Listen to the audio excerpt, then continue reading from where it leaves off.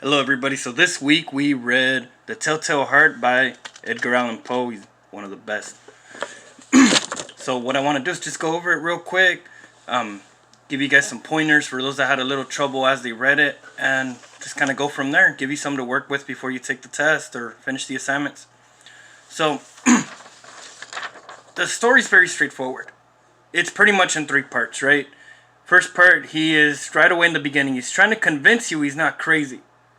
He keeps telling you this, but notice how he writes it. He writes it very frantically. He writes it very there's this anxiety behind the way he says it. True, nervous, very dreadfully nervous I've been and am. But why will you say that I am mad?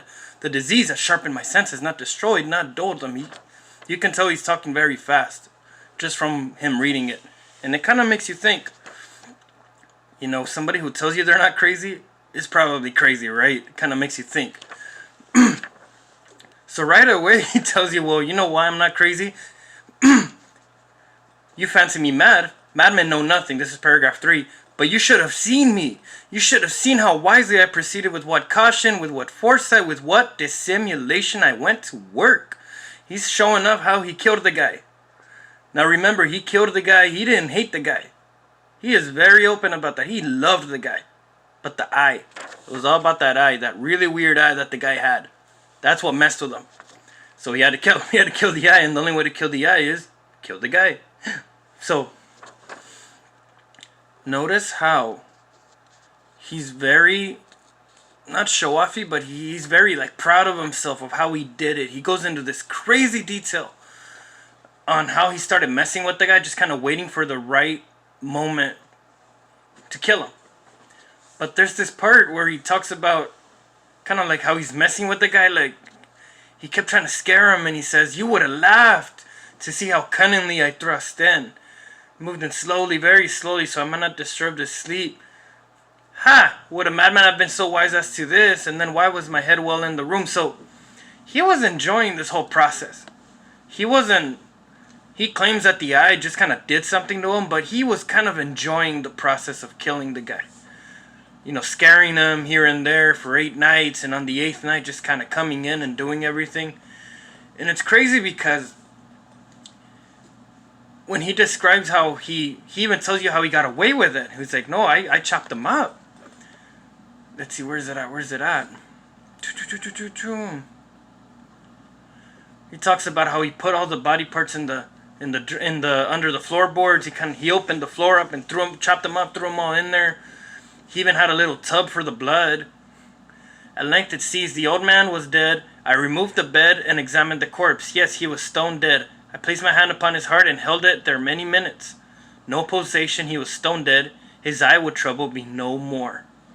And then you go a little farther. I dismembered the corpse. I cut off the head and the arms and the legs. He's very open about it. He is very kind of sick, but he's kind of proud of it. So first he's trying to convince you he's not crazy. Then he tells you every single detail of how he killed the guy. And then from paragraph 15 to the end, he talks about how he talked to the cops. And how he got away with that. But here's a little thing you got to catch.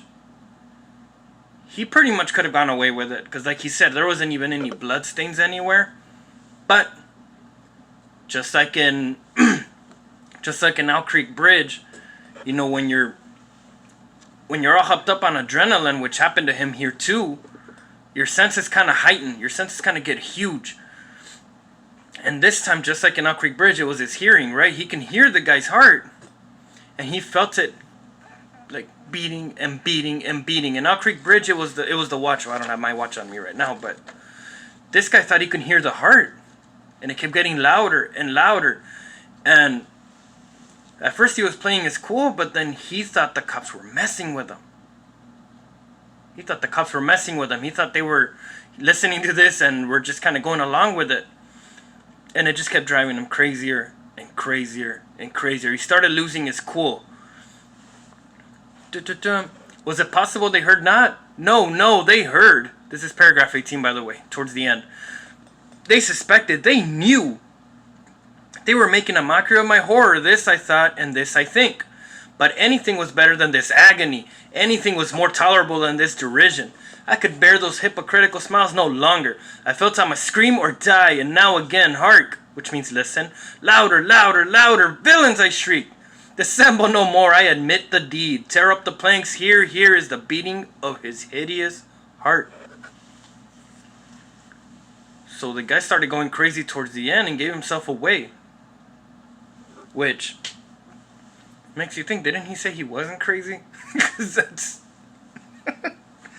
that's what got him in trouble. So some stuff to keep in mind as you read the story. It goes by very fast. It's a very straightforward story, but it's one of those where, like, the more you go back, the more you find. Notice how his mood affects the way he gives the story. When he's trying to convince you that he's not crazy, he seems to talk in like short bursts, very like fast, very fidgety. When he talks about the murder, he goes into great detail, almost like showing off.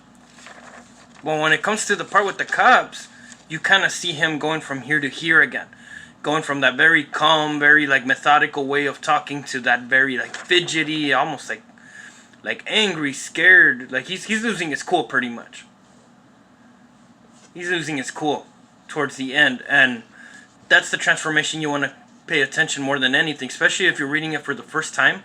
Just kind of notice how the way he talks, well, the way Edgar Allan Poe wrote, the way the guy talks it's very important. It gives away a lot. And other than that, I think that's pretty much all you would need to succeed in the test. And the assignment of the 3 vocabulary words, the only one I would watch out for sure is fancy. Because we're not talking about something nice. We're talking about fancy, the verb. So look into that while you do that. When you get to that part, and if you need anything, you know where to find me. You know my email, you know where I'm at. Take care. See you later.